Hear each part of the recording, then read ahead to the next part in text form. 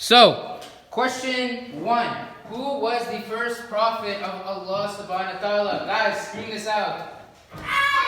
Adam. So Adam, not only was he the first prophet of Allah subhanahu wa ta'ala, he was also the first human ever created by Allah subhanahu wa ta'ala. But to go along with Adam, who did he create? Eve, right? Eve. Eve was the wife of Prophet Adam alayhi salam. What's another name for Eve? Hawa. Right? Now again, I didn't count spelling, and I don't count spelling because you guys are young. So you guys are not going to likely spell a lot of these words correctly because they're very hard. There may be hard English words, there might be hard Arabic words, but at the end of the day, what I care about is whether or not you got the right answer. So if you spelled it a different way, I accepted it, but Eve or Hawa is the right answer for number 2. Number 3, what was the first prophet's mistake? So what did Allah order Prophet Adam and Eve not to do? Yeah. Yeah, so Allah subhanahu wa ta'ala told them that they could do anything in Jannah, whatever they wanted, right? But they could not eat the fruit of this tree. Therefore, that tree was called the forbidden fruit tree, right? But what did Shaitan do? Shaitan, disguised as another person, was like, all right, if you eat this tree, if you eat the fruit from this tree, you're going to live forever, you're going to become angels, which is weird because they already have a blessed life.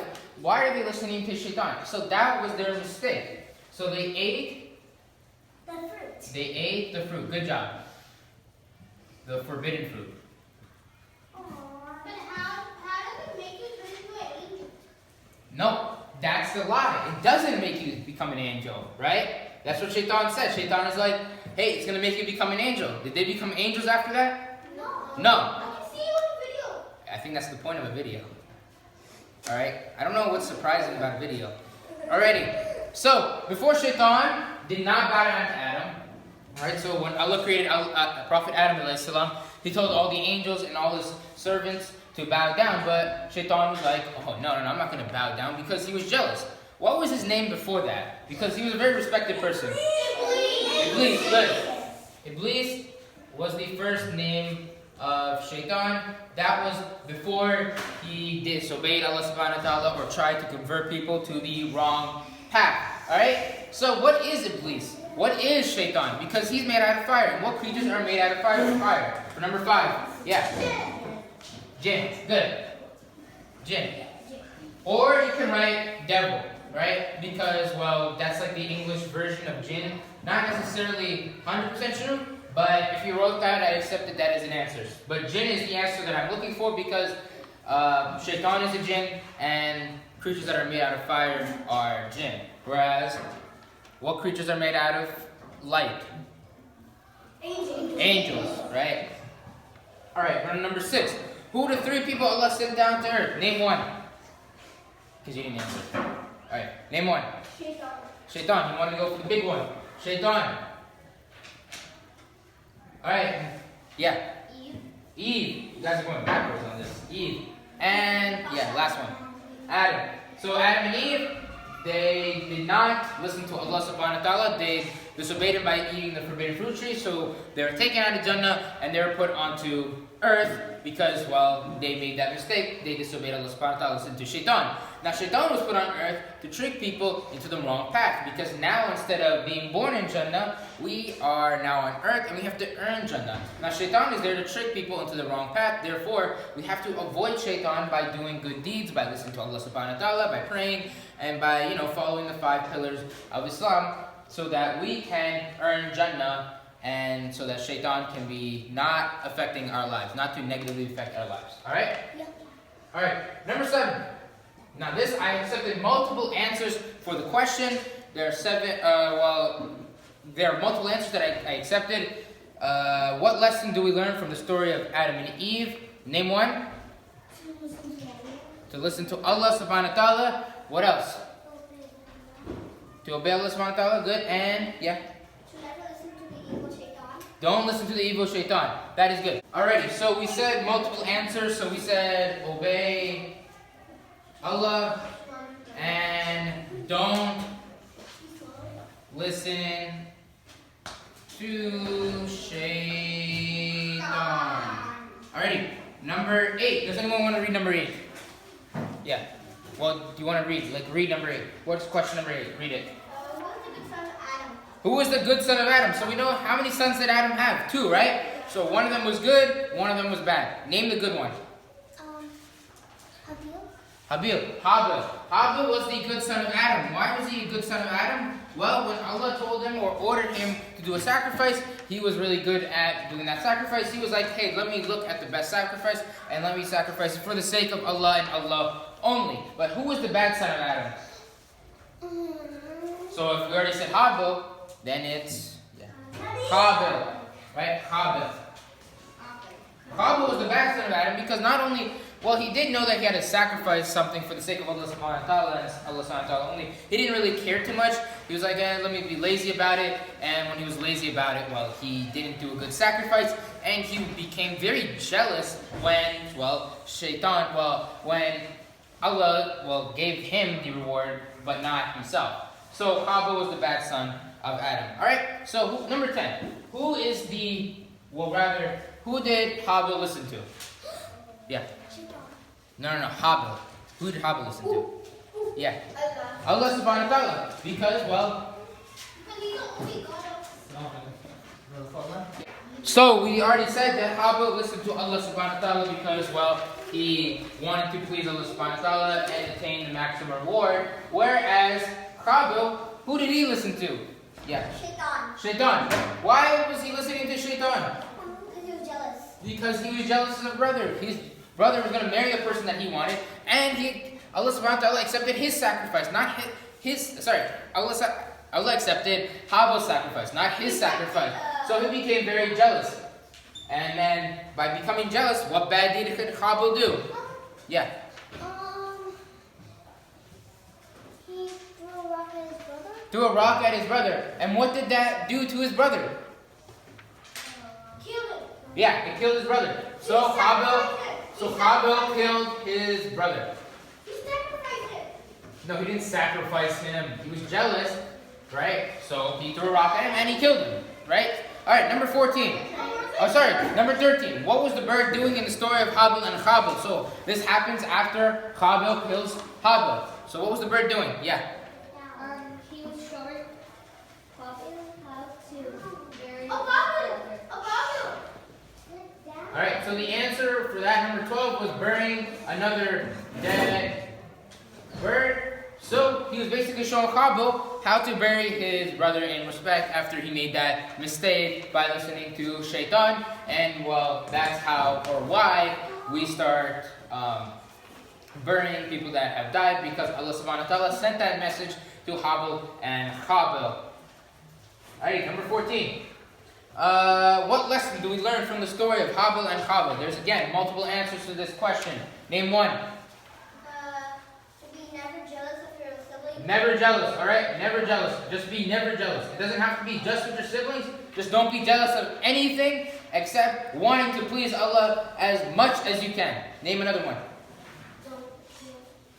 Don't kill? Yeah. But that kind of falls in line with just don't be bad in general. So, in that case, what is don't be killing? Who made Habil kill his brother?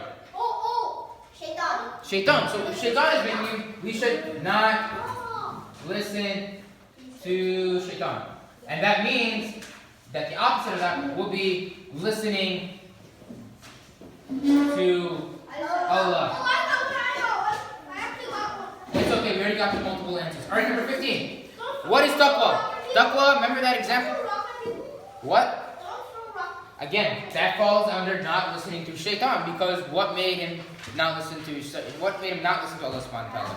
Right? Yeah, go ahead. Anyway, so 15. What is taqwa? Yeah. Yeah, so you're afraid of Allah subhanahu wa ta'ala. So what does that mean? Does it mean like you're actually scared of Allah subhanahu wa ta'ala? No, it doesn't. It just means that you're simply aware that Allah subhanahu wa ta'ala is always watching you. And when Allah is always watching you, you're likely not to do bad deeds, because no matter what time of the day it is, no matter where you're hiding, no matter where you are, it could be dark, night, day or night, whatever. It could be any time of the day. It could be wherever in the world, wherever in the universe for that matter, right? And Allah will always be watching you because He's the all-seeing. So if He's the all-seeing, you're not going to do a bad deed because He's watching you no matter where you are. So you're going to do good deeds. Yeah. So that is just fear and awareness of Allah subhanahu wa ta'ala. Alright? Fear or awareness. What if we do something very bad? Then Allah's watching you. Remember, Allah is always watching you. So if you're doing something bad, Allah saw you do it, and you have to repent and make sure you don't do that again.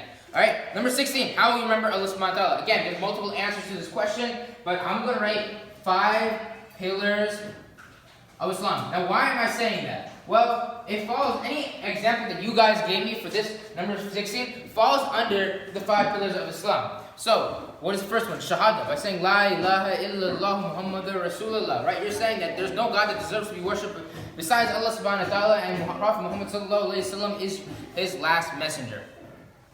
The second one, worship, praying. You're praying 5 times a day. You're making dua to Allah subhanahu wa ta'ala. You're always remembering Allah subhanahu wa ta'ala because you're always worshiping Him, right? At the time that He ordered us to do it. The third one, what's the third one? Does anyone know? Oh. Yeah. Anyway, just say fasting, right? You're always, when you're fasting, right? You're doing Sawm. Sorry, number 17. Number 17. What did the Prophet Ibrahim do with the biggest idol? So he broke all the idols, and then he was like, alright, let me make sure that they see the hypocrisy of, why they're worshiping idols. So when he left the big idol with the axe there, right? That was the answer, by the way. That's the answer. He left the axe in front of the idol. He wanted to say, hey, if the biggest idol, if they can believe that the biggest idol, did this, then is the idol truly a god? Right? Raise your hand. Anyway, so basically, right, when they came in, they saw the big idol with the axe. They didn't really believe it because it was a non-living thing. And if it was a non-living thing, then why are they worshiping it in the first place? Exactly, because it was mankind and it was made by man, and it didn't deserve to be worshipped. Only Allah deserves to be worshipped. So he left the axe in front of it.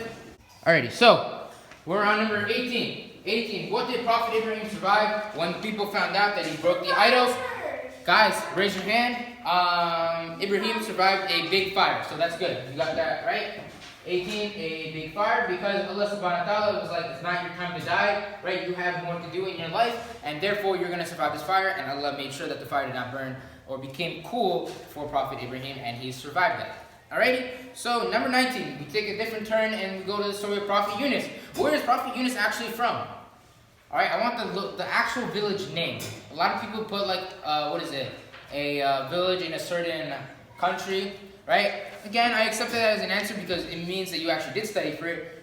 But I wanted a better answer, I want a more specific answer. And what was that answer?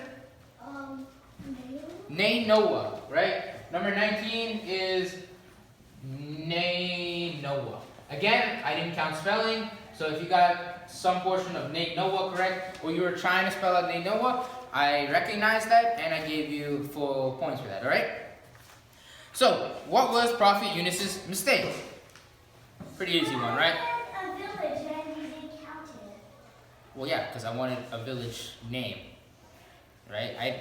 Right? Okay, so, number 20, what was Prophet Yunus's mistake? He went on the ship and got away without permission. So, he was preaching, but nobody was listening to him, right? Nobody was accepting that Allah subhanahu wa ta'ala was the true God. So, what did he do? Without permission of Allah subhanahu wa ta'ala, he left Nainoa. Alrighty, number 21. So, what did Prophet Noah build? Again, this is a different story. Prophet Noah, what did he build? He's known for this. Name, everyone say it. An ark. What is an ark? It's a pretty big ship. And he created that ark to hold all the believers and the animals. Alrighty, 22. How long did Prophet Noah try to convert the people to the right path? Number. 950 years. Good. Number 23. Who did Prophet Noah bring with him? I just said this answer. So someone named one part of it, and then another person named another part of it. Alright? So, who did he bring? Yeah.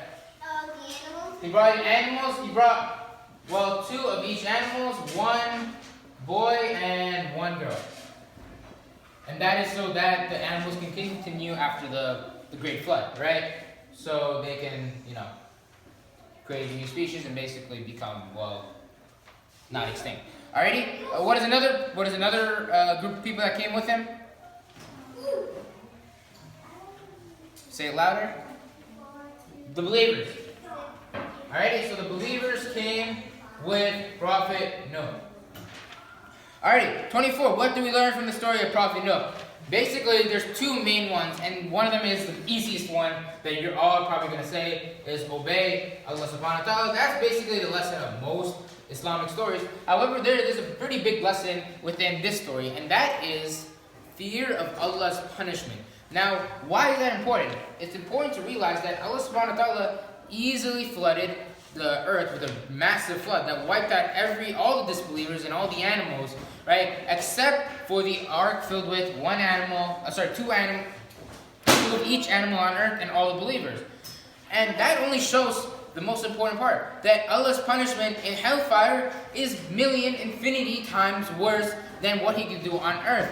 Simply because he's giving us a chance on earth to basically earn Jannah. But if we don't capitalize on it, if we don't worship him, if we don't believe in him, we're going to go to hellfire. And hellfire is infinitely times worse than some great flood that washes the entire earth.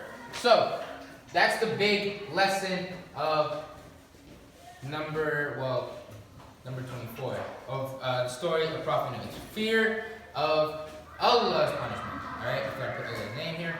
Allah's punishment. Alrighty, so this is the most important part. Well, not most important part. This is a pretty big part of the exam, and that was the extra credit. This allowed people to go over 100. Alright? So, who is the father of all prophets? Now, it's a hint, is that it's not Prophet Adam.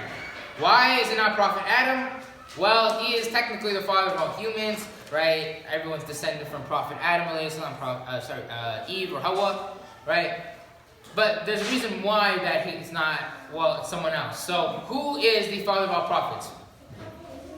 Prophet Ibrahim is the father of all prophets, because if we look at his family tree, there is a direct link between many prophets that descend after him, right? And we're going to look at that actually on the 3rd extra credit.